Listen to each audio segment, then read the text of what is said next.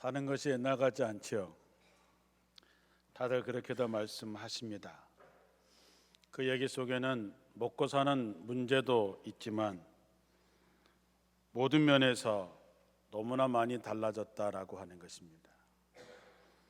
사는 것이 점점 팍팍하고 정이 메말라 가는 세상이라고 하는 말이죠. 저는 그런 가운데서 항상 꿈을 꾸고 있습니다. 어떤 꿈을 꿀까요? 더불어 사는 기쁨이 충만한 세상을 꿈꿉니다. 세상이 아무리 힘들고 어려워도 괴롭고 슬프더라도 항상 생각하는 것은 하나님의 나라, 더불어 사는 기쁨이 충만한 세상, 충만한 교회, 충만한 가정, 그것이 저의 꿈입니다. 사람의 행복과 기쁨은 첫 번째는 만남에서 오고 두 번째는 나눔에서 옵니다. 그래서 저는 인생은 만남이고 인생은 나눔이라고 생각하고 실천하며 살려고 애를 씁니다. 이것이야말로 성경에서 나오는 하나님 사랑, 이웃 사랑이고 우리의 믿음의 전부라고 믿기 때문입니다. 사람은 만남과 나눔을 통해서 행복과 기쁨을 발견합니다. 이 만남과 나눔을 통해서 또한 우리는 이 땅에 하나님의 뜻을 이룰 수 있습니다. 지금 이 지구가 러시아와 우크라이나의 전쟁 때문에, 이스라엘과 팔레스틴의 전쟁 때문에 몹시 힘들어하고 있습니다. 수많은 사람들이 하루아침에 죽고 다치고 삶의 터전을 잃어버리고 난민이 되는 상황을 보면 너무나 안타깝습니다. 도대체 누구의 생각인지, 이 전쟁을 통해서 과연 얻으려고 하는 것이 무엇인지 다 다르겠지만 그것 때문에 하루아침에 가족을 잃고 터전을 잃어버리고 희생을 당하는 평범한 그 나라 국민들을 생각하면 너무나 큰 고통을 치르고 있는 것입니다. 로마서 12장 18절에 보면 할 수 있거든 너희로서는 모든 사람과 더불어 화목하라 말씀합니다. 새 번역에 보면 여러분 쪽에서 할 수 있는 대로 모든 사람과 더불어 화평하게 지내십시오. 네가 나한테 이렇게 하면 내가 이렇게 할게. 네가 나한테 손 내밀면 그렇게 할게. 네가 나한테 먼저 용서를 빌어. 그럼 내가 용서해 줄게. 이것이 아니고 네가 먼저 할 수 있는 대로 모든 사람과 더불어 화평하라는 것이죠. 히브리서 12장 14절에는 모든 사람과 더불어 화평함과 거룩함을 따르라. 이것이 없이는 아무도 주를 보지 못하리라 했습니다.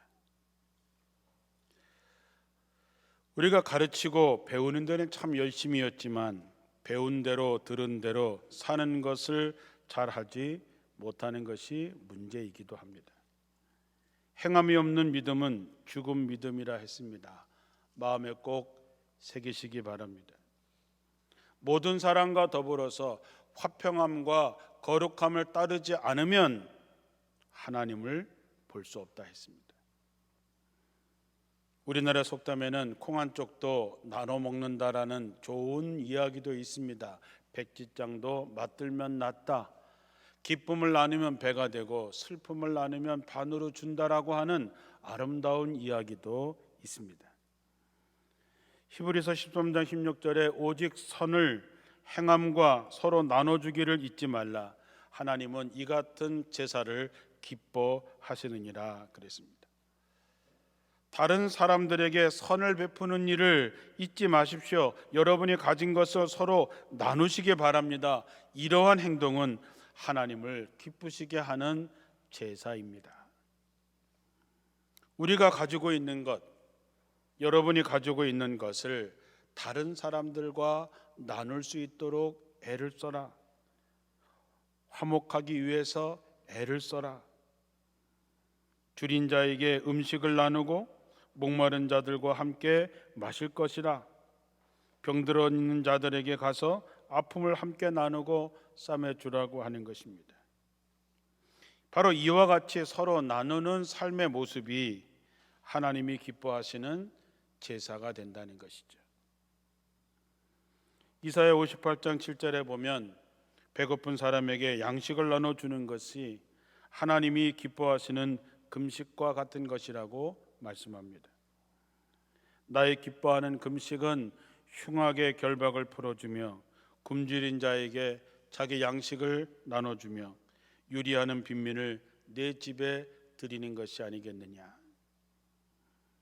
하나님이 우리가 이렇게 드리는 예배와 아름다운 찬양도 기쁨의 제사로 받으시지만 우리가 삶의 현장에서 내 이웃과 나를 필요로 하는 그 사람들과의 나눔의 행위를 통해서 하나님께서는 기쁨의 제사를 받으신다 했습니다. 우리가 서로 나누며 살 때에 하나님이 기뻐하신다는 거지요. 그러면 우리도 기쁘고 그러면서 하나님의 뜻이 이 가운데 이루어지는 것이죠.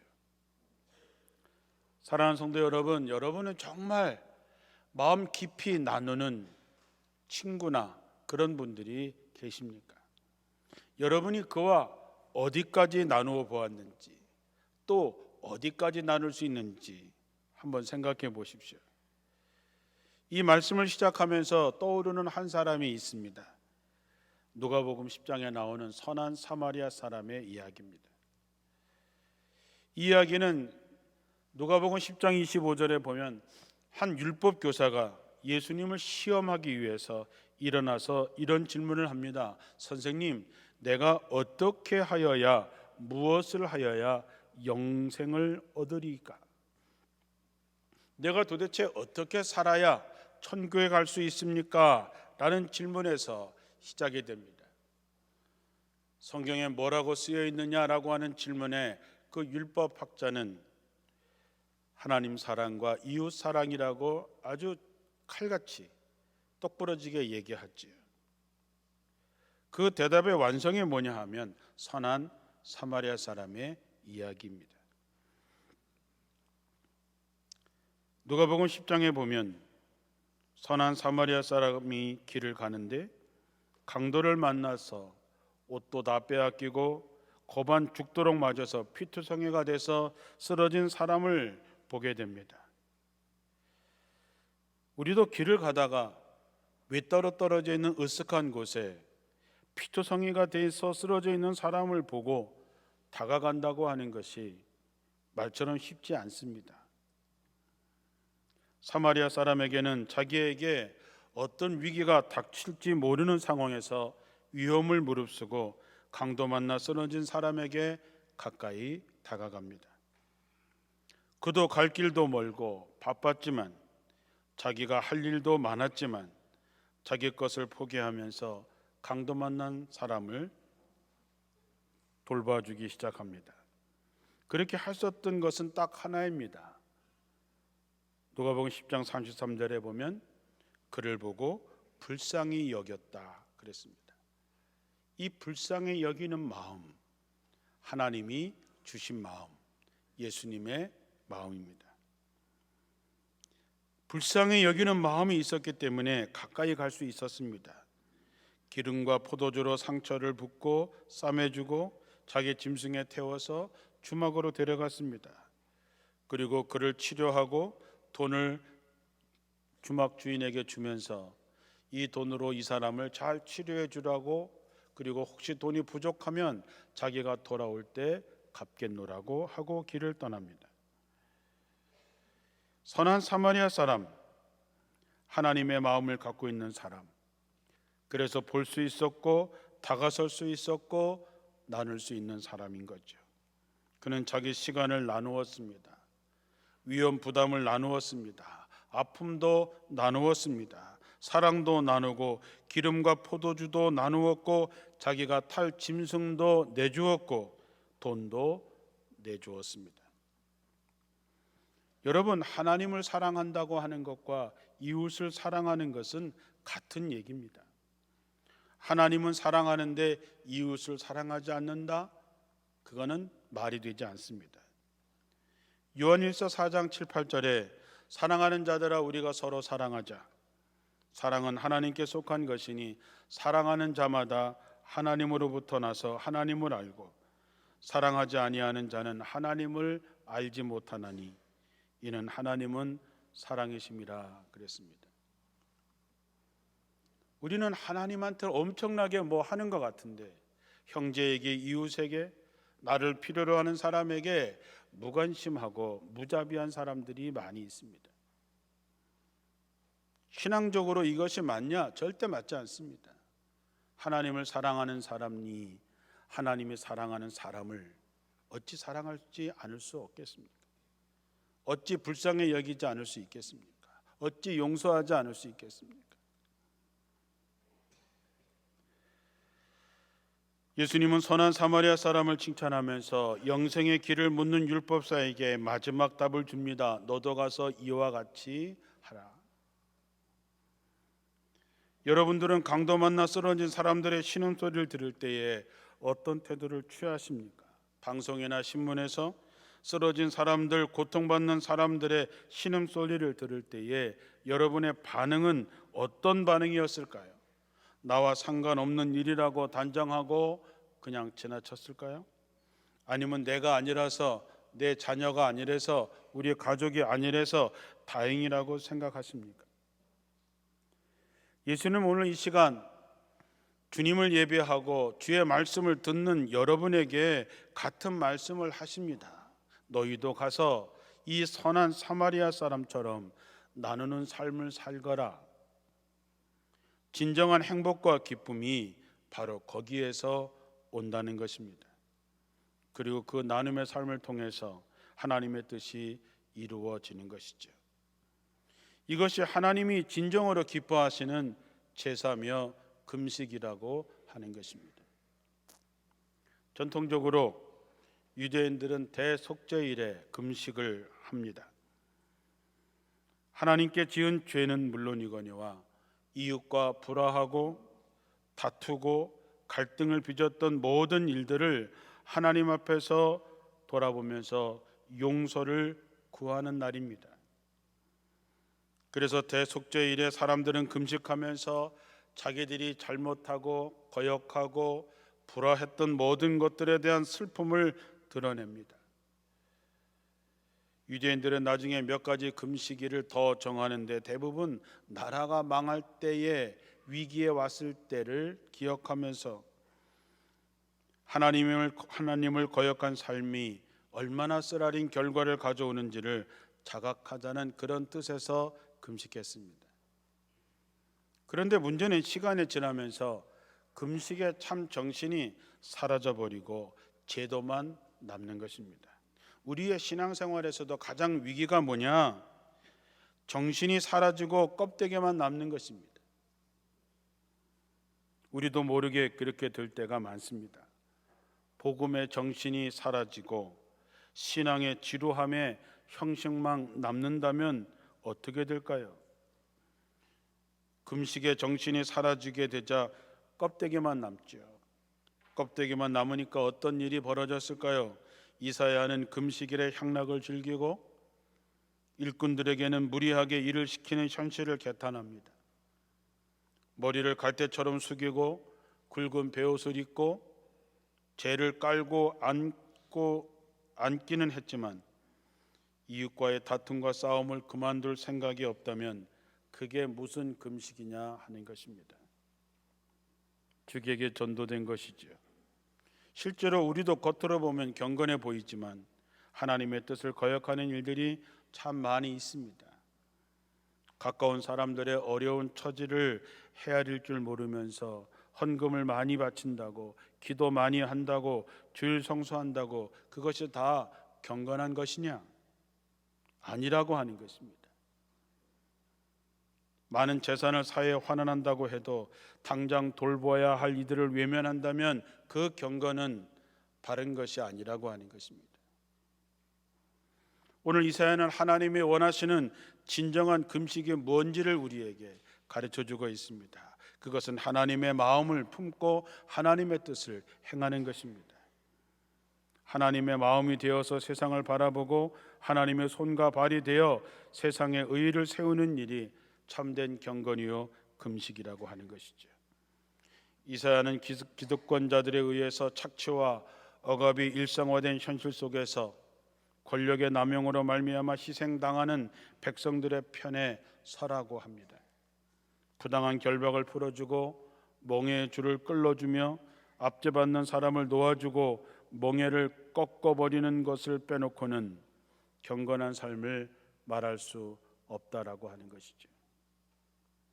이런 위험하고 불편한 부르심에 우리가 진정 응할 때에 우리는 참된 하나님의 사람이 될 수 있는 것이죠.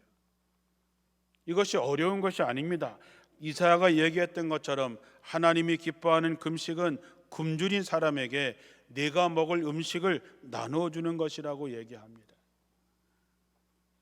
줄임배를 부여잡고 잠을 청하는 이웃이 옆에 있는데도 그들에게 먹을 것을 나누지 않으면서 어떤 종교적인 행위가 진정한 경건의 행위가 될 수 있겠느냐 하는 것이죠. 배고픈 이와 음식을 나누는 것이 진정한 금식이라고 하는 것입니다. 세상에서 따돌림 받는 사람들을 맞아주고 그들을 귀하게 생각해 주는 것, 헐벗은 사람을 입히고 가난한 일가 친척을 외면하지 않는 것이야말로 진정한 경건이라고 하는 것입니다. 이사야는 더불어 사는 기쁨을 회복하기 위해서 하는 모든 삶의 행위를 하나님께서 기뻐 받으시는 예배요 금식이라고 하는 것이죠. 여러분, 구약 성경에 보면 추수할 때에 고아와 과부들 나그네를 위해서 밭 한 모퉁이를 남겨두는 것, 얼마나 아름다운 일입니까? 추수하면서 떨어진 이삭을 절대로 줍지 않게 하는 것, 왜? 가난한 과부와 고아가 추서서 먹을 수 있도록 배려해 주는 것, 얼마나 아름답습니까? 여러분은 밭이 없으니 그 말씀이 나와 상관없다고 생각하십니까? 우리는 누구나 다 인생의 밭을 가지고 있습니다. 물질의 밭, 마음의 밭, 시간의 밭. 여러분, 그래도 여러분의 삶의 한 모퉁이쯤은 이웃의 몫으로 덜어놓아야 우리가 하나님의 자녀라고 말할 수 있지 않겠습니까? 아동문학가셨던 권정생이라고 하는 선생님이 계셨습니다. 그분이 어릴 때 거지 생활을 했었다고 합니다. 그는 어릴 때 결핵을 앓았습니다. 그 존재를 생각했던 아버지는 딸을 시집 보내야 되는데 결핵에 걸린 동생이 있다고 하면 걸림돌이 될까 봐 그 아버지는 모질게 그 어린 권정생에게 누나를 시집 보낼 때까지 잠깐 밖에 떠돌다 오라고 했습니다. 어이가 없지요. 누나를 시집 보내려고 결핵에 걸린 어린애를 집을 나가라고 하는 게 사실은 이해가 잘 되진 않지만 어쨌든 그때는 그랬습니다. 그래서 어린 권정생 어린이는 집을 나가서 경상도를 떠도는 거지가 되었습니다. 그는 거지 생활을 하면서 많은 사람의 도움을 받았고 평생 자기를 도왔던 이들을 잊지 못한다고 하면서 오물덩이처럼 뒹굴면서라는 책에 이렇게 썼습니다. 열흘 동안 매일 아침마다 찾아갔지만 한 번도 얼굴을 찌푸리지 않고 깡통에 밥을 꾹꾹 눌러 담아준 점촌 조그만 식당집 아주머니, 가로수 나무 밑에 쓰러져 있을 때 두레박에다 물을 길러 헐레벌떡 달려와 먹여주시던 그 할머니의 얼굴, 뱃삭이 없다고 하니까 그냥 강을 건너주시던 뱃사공 할아버지도 좀처럼 내 기억엔 지워지지 않는 얼굴이다. 이처럼 곳곳에 마음 착한 사람들이 있기에 나는 얼어 죽지 않고 살아날 수 있었다라고 썼습니다. 그분들은 배우지도 못하고 가진 것 없어도 인간다운 삶이 무엇인지 알고 하나님이 주신 마음을 잊지 않고 살아간 사람들, 바로 그들의 행동 하나하나가 예배가 아니라면 무엇이겠습니까? 이사야는 하나님이 주신 마음으로 살아가는 이들이 비록 어둠 속에 살아간다고 해도 그 빛이 새벽 햇살처럼 비칠 것이라고 이야기합니다. 그들의 치료는 급속해질 것이고 하나님께 부르짖으면 응답하실 것이고, 그리고 그 영혼이 만족하고 그 뼈가 견고해지고 마치 물된 동상같이 끊어지지 않는 샘이 되리라 말씀하십니다. 이런 사람들을 세상 사람들은 뭐라고 얘기하냐면 갈라진 벽을 고친 사람, 부서진 성벽을 다시 세우는 사람, 길거리를 고쳐서 사람이 살 수 있도록 해준 사람이라고 부를 것이라고 했습니다. 여러분, 그리스도인 예수를 믿는 우리가 세상 사람들한테 이런 얘기를 들어야 됩니다. 갈라진 벽을 고쳐서 든든하게 세워준 사람들,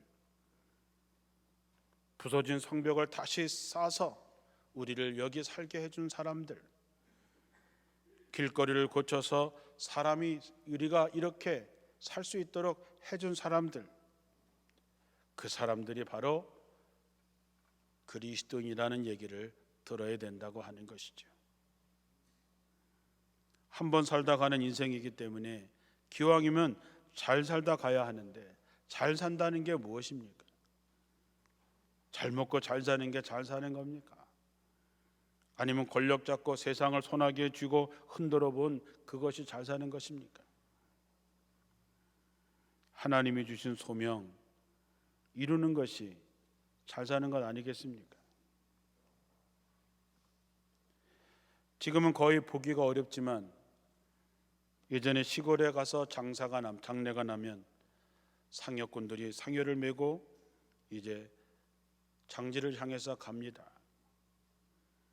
상여 머리에 잡은 손소리꾼이 꽃으로 치장된 상여 위에서 방울종을 흔들면서 노래를 하면 상주꾼들이 그 소리를 받아서 후렴으로 하면서 길을 가지요.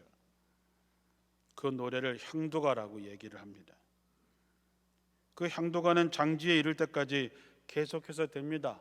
그 내용을 보면 정든 사람들을 떠나는 그 아쉬운 마음, 정든 고향을 떠나는 그런 마음, 그래서 다리 하나 건너가려고 그래도 슬프게 노자가 없어서 다리를 못 건너가겠구나, 그리고 큰아들이 봉투를 주면 또 건너가고 하죠.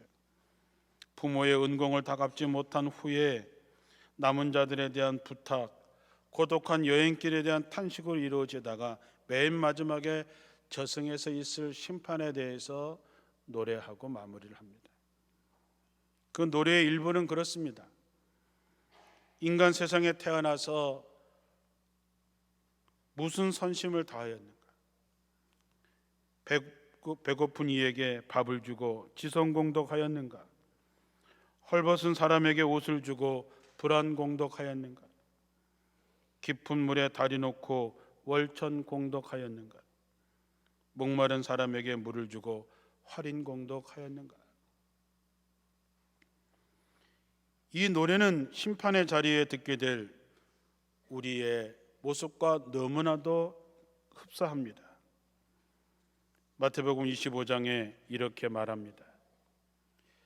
인자가 자기 영광으로 모든 천사와 함께 올 때에 자기 영광의 보좌에 앉으리니 모든 민족을 그 앞에 모으고 각각 구분하여 이르기를 목자가 양과 염소를 구분하는 것 같이 하여 양은 그 오른편에 염소는 왼편에 두리라. 그때에 임금이 오른편에 있는 자들에게 이르시되 내 아버지께 복받을 자들이여 나와 창세로부터 너희를 위하여 예비된 나라를 상속을 받으라. 너희는 내가 줄일 때에 먹을 것을 주었고 목마를 때 마시게 하였고 나그네 되었을 때에 영접하였고 헐벗었을 때에 옷을 입혔고 병들었을 때에 돌보았고 옥에 갇혔을 때에 와서 보았느니라.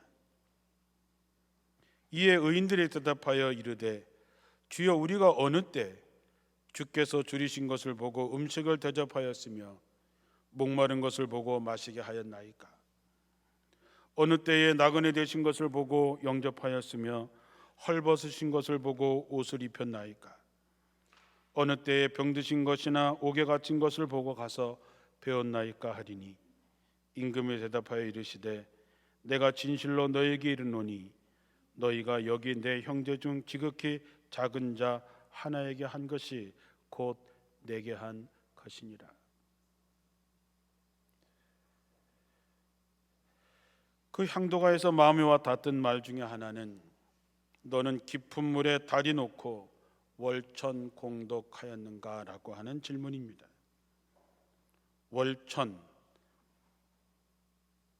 내를 건너게 하는 덕을 세운 적이 있느냐 하는 것이지요. 징검다리를 놓아주든 다리를 놓아주든 뼈까지 시려오는 냇물에 발을 담근 채 그를 업어서 건너주든 사람이 서로 왔다 갔다 할 수 있도록 해본 적이 있느냐라고 하는 것입니다. 이것이야말로 우리 예수 믿는 사람들이 해야 되는 일이죠. 주님은 원수된 우리를 위해서 십자가 달려 죽으심으로 하나님과 우리와의 끊어진 관계를 이어주는 다리가 되셨습니다. 예수님은 서로 사랑하라고 얘기하면서 사람과 사람의 끊어진 다리를, 평화의 다리를 놓아주셨습니다. 얽매여 부자유하게 된 사람들에게 멍에를 풀어주고 굶주린 이를 먹이고 헐벗은 이를 입히고 외로운 이들의 벗이 되어주고 무너진 관계를 회복시키는 것이야말로 주님의 삶을 따라가는 것이 아니겠습니까? 우리들의 새 이름, 평화를 만들어가는 사람들, 다리를 놓아주는 사람, 갈라진 벽을 고치는 사람, 무너진 성벽을 다시 쌓아주는 사람, 길을 새로 놓아서 사람을 살게 해주는 사람, 우리가 그런 이름으로 살아야 되지 않겠냐 하는 것이죠. 그래야 하나님이 기뻐하시는 성도가 되고 하나님이 기뻐하시는 제사와 예배로 우리의 삶을 받아주신다고 하는 것입니다. 여러분, 이 소망을 품고 다시 한번 그리스도인으로서 새롭게 살아내시기를 주님의 이름으로 축원합니다. 기도하겠습니다.